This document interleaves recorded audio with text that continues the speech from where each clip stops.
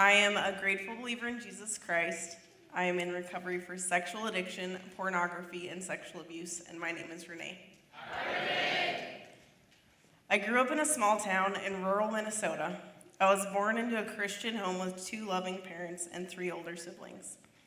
Our family religiously attended Sunday services, and my father actively served on the church deacon board. My father is the hardest working man that I know, and my mother nurtured and raised us to become hardworking, independent individuals. One of my earliest childhood memories is when I was playing with my Barbies. My mom asked me why Ken and Barbie were naked and in bed with each other. I said, "Don't worry, Mom, I married them." My young mind was curious, and my curiosity was fed from watching movies, soap operas, and reading romantic novels. I was a shy kid. I had a few friends that I rarely saw outside of school, and I kept to myself. I didn't get into any serious trouble, and I wasn't interested in partying. I was much more interested in writing music and being a part of my school's band and choir program. My life before addiction was quiet and simple. On my 15th birthday, I discovered the world of online gaming and shortly after discovered chat rooms. All my free time was spent talking to people that were interested in getting to know me and fulfilling my desire for attention. I spent hours on end making new friends, indulging in sexually explicit conversations, and I quickly became addicted to pornography. I fell in love, or at that time, what I thought was love. I lied about my age and nearly everything about me. When my mom found out about the PG-13 conversations with the adult love of my life, the police became involved and I begged her not to get him in trouble. This pattern repeated itself while I still lived with my parents. It caused a lot of hurt and distrust between us. My new online friends made me feel wanted, and I felt wholly accepted for one of the first times in my life. I was living in a fantasy world, and when I moved away to college, my fantasy became my reality. I attended a small Christian music college in Memphis, Tennessee. Now that I had moved states away from my family and was of age, I felt like there was nothing holding me back. I was interested in getting to know people at school, but they weren't as easy to talk to as my online buddies. I started online dating and actively met up with strangers. My first encounter was with a man I spontaneously drove all the way to Nashville to be with. A year later, I responded to an ad of a married man, 23 years my senior, and began a year-long affair. The weekend of my college graduation, I received a phone call from his wife. I was terrified of her attacks, and my heart was broken because life as I knew it got flipped upside down. When this happened, I was in leadership at my church and was a part of my pastor's family, with whom I had been living with for several months. When his wife showed up on the doorstep and informed my pastor of the affair, I was given 3 days to move out of the house. At that time, my only option was to move back to Minnesota and live with my parents. My college graduation, which happened to be Mother's Day, I told my parents about the affair and that I had nowhere to go. I was moving home. I lived in my parents' house for 18 months, and it was one of the hardest and best things I've ever done. It helped mend my relationship with my parents after years of lies and secrets. At the age of 23, I moved out. I had a fantastic job. I was financially independent and exuded confidence. My attitude was pompous and arrogant, and I could have anything I wanted. I spent most nights and weekends engaging in sex, experimenting with drugs, and abusing alcohol. Living in a party house and being choked and thrown against the wall by someone I trusted shook me to the core, and I quickly removed myself from that living situation. Out on my own, I was looking for a good time, and I was willing to meet anywhere at any time to feed my addiction monster. I put my vulnerable self into multiple discreet, dangerous situations that should have left me dead. Men were an object, and marital status and age didn't matter to me. Married men were preferred because they wouldn't be looking for a committed relationship. If one man couldn't give me what I wanted, I would move on to the next. In between the men and the quiet times, I'd spend my days watching pornography. When I did enter into relationships, my heart was numb, and I was forced into sexual experiments. Because I had placed cement walls around my emotional and mental beings, I was blind to the sexual abuse I experienced. The words, "I love you," meant nothing to me, and my heart was never cared for. My relationship with God was the last thing on my mind, and I was afraid of going to church. I had been accused, hurt, and rejected because of my lifestyle choices. The times I went to church on my own, I cried through every bit of the worship. I knew God was tugging at my heart, and it made me uncomfortable. I was covered in guilt and shame. I felt dirty and unworthy of his love. Eventually, I stopped attending services altogether.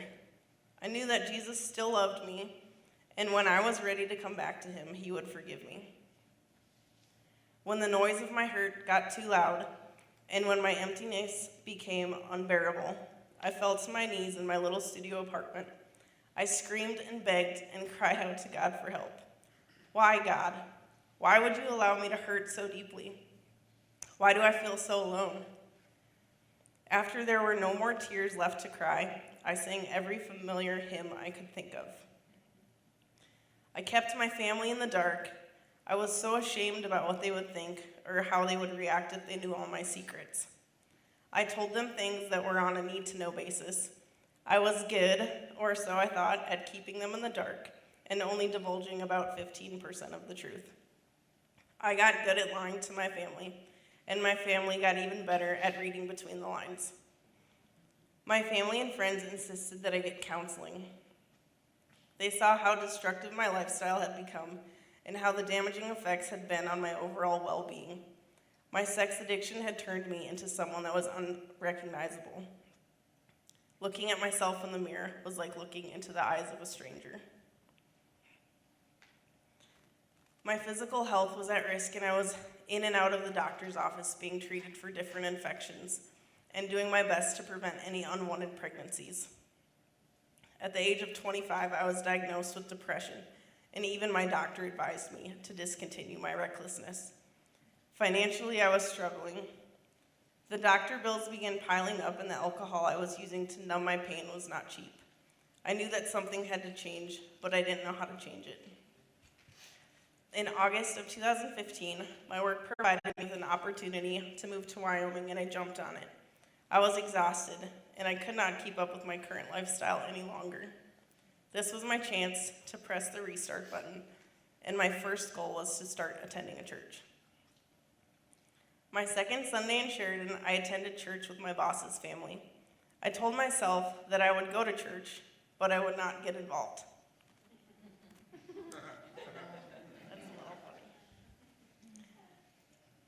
I was not going to open myself to be hurt again.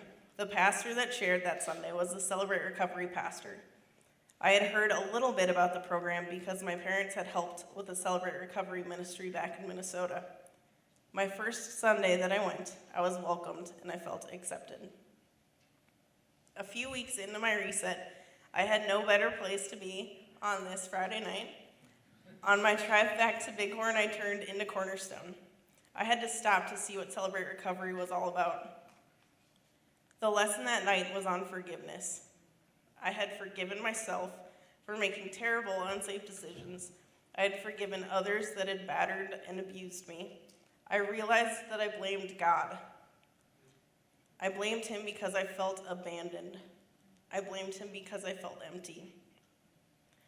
Realizing that I blamed God for my feelings hit me like a ton of bricks. Finally, my big aha moment was happening. As soon as I realized that I had placed all the blame on God, I was able to ask him for forgiveness, and I was instantly surrounded by his grace and his love. 4 years later, and a couple of relapses, I have continued to work through the 12 steps and 8 principles, and have 1 year's victory over sexual addiction.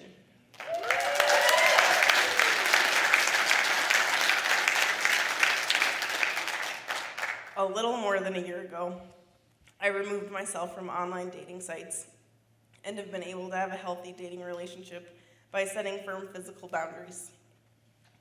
God has restored relationships with friends and family, and I have been able to offer amends to those who have hurt me and to those I have hurt.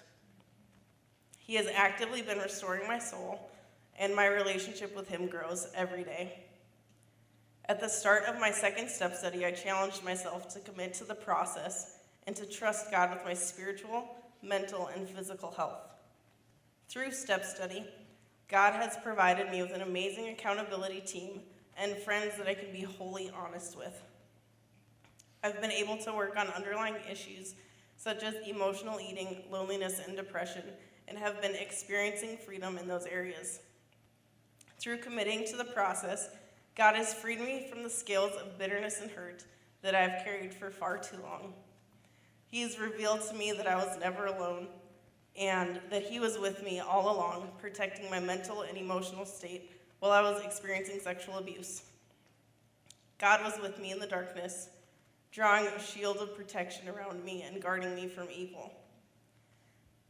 After achieving year sobriety, the next day, I received word from my doctor that I was free of the heavy chains of a sexually transmitted disease that I had been burdened by for years.